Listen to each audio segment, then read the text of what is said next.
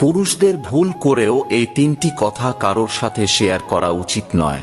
স্বয়ং শ্রীকৃষ্ণের বলা আত্মসম্মান বজায় রেখে অপমান থেকে বাঁচার সেই তিনটি কথা জানার আগে শ্রীকৃষ্ণের ভক্তরা লাইক সাবস্ক্রাইব করে কমেন্টে হরে কৃষ্ণ লিখে দিন।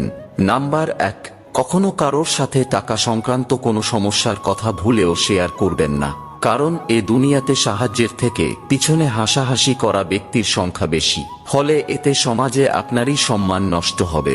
নাম্বার 2, পুরুষদের কখনোই বাইরের লোকেদের সামনে তার স্ত্রী বা সন্তানদের নিয়ে নিন্দা করা একদমই উচিত নয়, কারণ নিন্দা কথা আগুনের থেকেও বেশি ভয়ঙ্কর, একবার ছড়িয়ে পড়লে শেষ পর্যন্ত আপনারই ক্ষতি করবে।